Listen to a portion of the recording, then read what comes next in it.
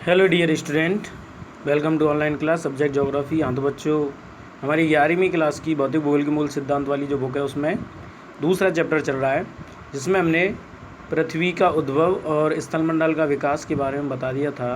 पृथ्वी का उद्भव आज से लगभग 460 करोड़ वर्ष पहले बताया गया है। इसके अलावा हम बात करते हैं आज वायुमंडल व जलमंडल के विकास की, कि पृथ्वी पर वायुमंडल और जलमंडल का विकास किस प्रकार हुआ, और इसके अलावा जीवन की उत्पत्ति के बारे में बात करेंगे। और आज हमारा ये चैप्टर कंप्लीट हो जाएगा। तो देखिए बच्चों, इसके बारे में बात करते हैं आज। वायुमंडल व जलमंडल का विकास। तो देखिए बच्चों, पृथ्वी के वायुमंडल की वर्तमान संरचना में जो वर्तमान संरचना है उसमें नाइट्रोजन एवं ऑक्सीजन का प्रमुख योगदान है। वर्तमान में सबसे ज़्यादा नाइट्रोजन पाई जाती है 78%, और उसके बाद में ऑक्सीजन 21% का योगदान है वर्तमान के वायुमंडल में। वायुमंडल की संरचना व संगठन 8वें अध्याय में बताई गई है, जिसका हम विस्तार से अध्ययन करेंगे 8वें अध्याय में। तो देखिए, ये जो वर्तमान का वायुमंडल है किस प्रकार बना। वर्तमान वायुमंडल के विकास की 3 अवस्थाएँ हैं। यानी ये जो वायुमंडल है वर्तमान का, जो हम जिस वायुमंडल को आज वर्तमान में पढ़ते हैं, जिसमें गैसों की मात्रा के बारे में बात करते हैं, ये 3 अवस्थाओं में बन करके तैयार हुआ था। इसकी पहली अवस्था में क्या हुआ, आदिकालिक यानी उस समय की वायुमंडलीय गैसों का ह्रास है। पहली अवस्था में जो उस समय की जो गैस विद्यमान थी उनमें कमी होने लगी।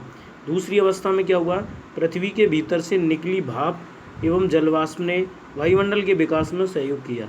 दूसरी अवस्था में क्या हुआ, पृथ्वी अंदर से गर्म थी और गर्म होने के कारण ज्वालामुखी फटे, और ज्वालामुखी से के द्वारा भीतर से इसमें से भाप निकली और जलवाष्प ने वायुमंडल के विकास में सहयोग किया। अंत में वायुमंडल की संरचना को जैवमंडल की प्रकाश संश्लेषण प्रक्रिया ने संशोधित कर दिया।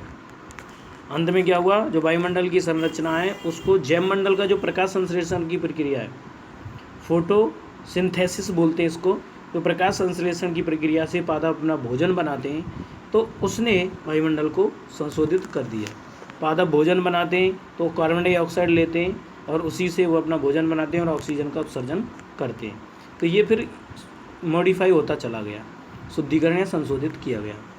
प्रारंभिक वायुमंडल जिसमें हाइड्रोजन और हीलियम की अधिकता थी। शुरुआत का जो वायुमंडल था जब पृथ्वी पर, उस समय हाइड्रोजन और हीलियम गैस की अधिकता थी, ज़्यादा भरमार थी। सौर पवन के कारण पृथ्वी से दूर हो गया, जो कि सौर पवन का इतना प्रभाव था कि जो पृथ्वी से दूर हो गया। ऐसा केवल पृथ्वी पर ही नहीं वरन सभी पार्थिव ग्रहों पर, वह जो पृथ्वी जैसे ग्रह हैं उन सभी पर ही हुआ था। सौर पवन ने उनके वायुमंडल को हटा दिया, अर्थात सभी पार्थिव ग्रहों से सौर पवन के प्रभाव के कारण आदिकालिक वायुमंडल या तो दूर धकेल दिया गया या समाप्त हो गया। तो ये सौर पवन से ये आदिकाल यानी प्रारंभिक जो वायुमंडल था उसको धकेल दिया गया। यह वायुमंडल के विकास की पहली अवस्था थी। ये वायुमंडल के विकास की कौन सी अवस्था थी, पहली। इसके बाद देखिए बच्चों, पृथ्वी के ठंडा होने और विभेदन के दौरान पृथ्वी जैसे जैसे गर्म थी वो ठंडा होने लगी, और ठंडा होने से, और विभेदन का मतलब होता है जो दो भेद वाले, दो घनत्व वाले जो क्या कहते हैं पदार्थ हैं, वो अपनी घनत्व के आधार पर ऊपर या नीचे होने लगे। पृथ्वी के अंदरूनी भाग से बहुत सी गैसें एवं जलवाष्प बाहर निकले पृथ्वी के अंदर से। इसी से आज के वायुमंडल का उद्भव हुआ। आरंभ में वायुमंडल में जलवाष्प, नाइट्रोजन, कार्बन डाइऑक्साइड, मीथेन व अमोनिया अधिक मात्रा में थे और स्वतंत्र ऑक्सीजन बहुत ही कम थी। वह प्रक्रिया जिससे, अंडरलाइन कर लेना, वह प्रक्रिया जिससे, यहाँ से, वह प्रक्रिया जिससे पृथ्वी के भीतरी भाग से गैसें धरती पर आईं, भीतरी भाग से गैस धरती पर आईं या धरातल पर आईं, इसे गैस उत्सर्जन, डिगासिंग कहा जाता है। यहाँ तक तो ये गैस उत्सर्जन है। लगातार ज्वालामुखी विस्फोट से वायुमंडल में जलवाष्प और गैस बढ़ने लगे। लगातार पृथ्वी अंदर से गर्म थी और गर्म पिंड से ज्वालामुखी विस्फोट होने लगे और उससे वायुमंडल में जलवाष्प और गैस बढ़ने लगी। पृथ्वी के ठंडा होने के साथ साथ जलवाष्प का संघनन शुरू हो गया। और जैसे जैसे पृथ्वी ठंडी होती चली गई, जल वाष्प का संघनन शुरू हो गया, यानी बूंद बनना शुरू हो गया, जल वाष्प बूंदों में बदलने लग गई। उससे वायुमंडल में उपस्थित कार्बन डाइऑक्साइड के वर्षा के पानी में घुलने से तापमान में और अधिक गिरावट आ गई। और जैसे ही वायुमंडल में उपस्थित जो CO2 है उसके वर्षा के पानी में जैसे घुली तो उसका तापमान गिर गया, तापमान और अधिक गिर गया। फलस्वरूप अत्यधिक सघन और अधिक वर्षा हुई, संघनन हुआ और पृथ्वी के धरातल पर वर्षा का जल गर्तों में इकट्ठा होने लगा। गर्त का मतलब होता है बच्चों यहाँ गड्ढा, जिससे महासागर बने और पृथ्वी पर उपस्थित महासागर पृथ्वी की उत्पत्ति से लगभग, जो महासागर हैं पृथ्वी की उत्पत्ति से लगभग 50 करोड़ सालों के अंतर्गत बने। 50 करोड़। इससे हमें पता चलता है कि महासागर 400 करोड़ साल पुराने हैं। लगभग 380 करोड़ साल पहले जीवन का विकास आरंभ हुआ। ये अंडरलाइन कर लेना, 380 करोड़ साल पहले पृथ्वी पर जीवन शुरू हो गया। यद्यपि लगभग 250 से 300 करोड़ साल पहले प्रकाश संश्लेषण की प्रक्रिया विकसित हुई। लंबे समय तक जीवन केवल महासागरों तक सीमित रहा। प्रकाश संश्लेषण की प्रक्रिया द्वारा, यानी ज़्यादा समय तक तो महासागरों में ही जीवन सीमित रहा था, क्योंकि जल से ही जीवन की उत्पत्ति मानी गई है। तो प्रकाश संश्लेषण प्रक्रिया द्वारा ऑक्सीजन में बढ़ोतरी महासागरों की देन है। ऑक्सीजन में जो बढ़ोतरी है वो महासागरों के कारण हुई। धीरे धीरे महासागर ऑक्सीजन से संतृप्त हो गए और वायुमंडल में ऑक्सीजन की मात्रा 200 करोड़ वर्ष पूर्ण रूप से भर गई। ये तो था बच्चों वायुमंडल का विकास। अब हम बात करते हैं पृथ्वी की जीवन की उत्पत्ति। पृथ्वी पर जीवन की उत्पत्ति, देखिए पृथ्वी पर जीवन की उत्पत्ति किस प्रकार है कि पृथ्वी की उत्पत्ति का अंतिम चरण जीवन की उत्पत्ति व विकास से संबंधित है। पृथ्वी की उत्पत्ति का अंतिम चरण जीवन की उत्पत्ति व विकास से संबंधित है। निसंदेह पृथ्वी का आरंभिक वायुमंडल जीवन के विकास के लिए अनुकूल नहीं था। जीवन के विकास के लिए क्या नहीं था? अनुकूल नहीं था। आधुनिक वैज्ञानिक जीवन की उत्पत्ति को एक तरह की रासायनिक प्रक्रिया मानते। क्या मानते हैं वर्तमान के वैज्ञानिक? कि जीवन की उत्पत्ति एक रासायनिक प्रक्रिया के दौरान हुई।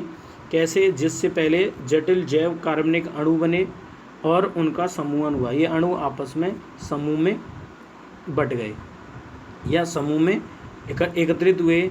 यह समूह ऐसा था जो अपने आप को दोहराता था, पुनः बनने में सक्षम। ये समूह कैसा था?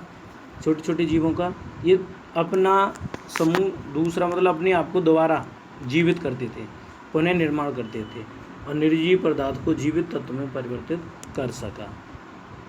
हमारे ग्रह पर जीवन यानी पृथ्वी पर जीवन के चिन्ह अलग अलग समय की चट्टानों में पाए जाने वाले जीवाश्मों के रूप में हैं।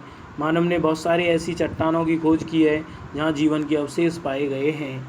300 करोड़ साल पुरानी भूगर्भिक शैलों में पाई जाने वाली सूक्ष्मदर्शी संरचना आज की शैवाल की संरचना से मिलती जुलती है।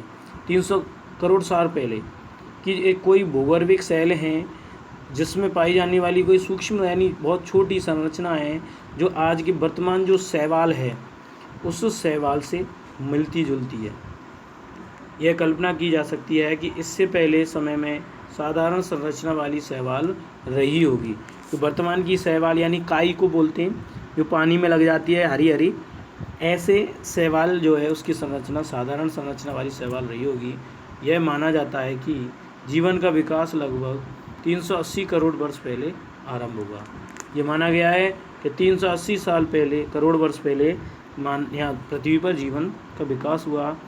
एक कोशीय जीवाणु से आज के मनुष्य तक जीवन के विकास का सार, एक कोशीय जीवाणु से यानी एक कोशिका वाले जीवाणु से आज का जो मनुष्य है उसके जीवन के विकास का सार भूवैज्ञानिक काल मापक्रम से प्राप्त किया जा सकता है, जो भूवैज्ञानिक काल मापक्रम पृष्ठ 18 में दर्शाया गया है।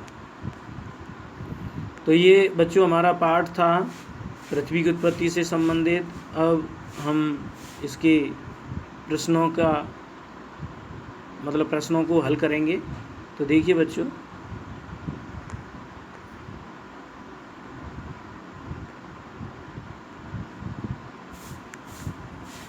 पहला प्रश्न है, निम्नलिखित में से कौन सी संख्या पृथ्वी की आयु को प्रदर्शित करती है, यानी पृथ्वी की आयु कौन सी संख्या में।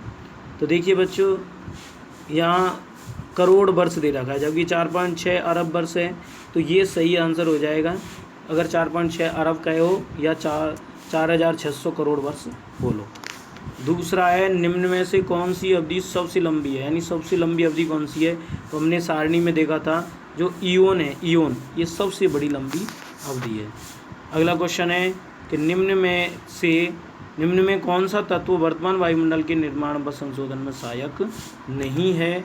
तो देखिए बच्चों, सौर पवन, विभेदन की प्रक्रिया, गैस उत्सर्जन और प्रकाश संश्लेषण। तो संशोधन में सहायक नहीं है, ये हमें बात करनी है।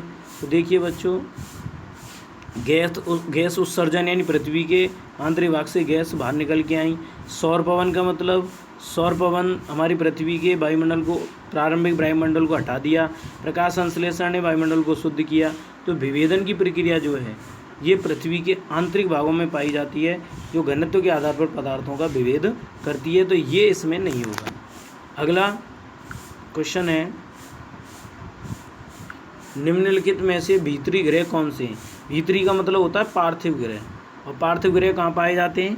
तो देखिए, सूर्य व क्षुद्र ग्रहों की पट्टी के बीच में पाए जाने वाले ग्रहों को क्या कहते हैं, पार्थिव या भीतरी ग्रह। अगला क्वेश्चन है, पृथ्वी पर जीवन निम्नलिखित में से लगभग कितने वर्षों में आरंभ हुआ। जो अभी पढ़ा था, कितने वर्ष पहले आरंभ हुआ, बताइए बच्चों। इसमें सही आंसर होगा 3 अरब 80 करोड़ वर्ष पहले। जो अभी अभी बताया मैंने, 3 अरब 80, ये रहा 380 करोड़, यानी 3 अरब 80 करोड़, ये इसका सही आंसर होगा। बाकी के क्वेश्चन देखिए, पार्थिव ग्रह, चट्टानी क्यों है, पृथ्वी की उत्पत्ति से संबंधित तर्क, विभेदन प्रक्रिया से क्या समझते हैं, पृथ्वी का धरातल स्वरूप, पृथ्वी के वायुमंडल को निर्मित करने वाली प्रारंभिक गैसें, ये सारे क्वेश्चन मैंने क्वेश्चन आंसरों में आपको भेज दिए हैं। अगर इसमें कोई क्वेश्चन रह गया है तो मुझे कमेंट में बताएं। ओके, धन्यवाद।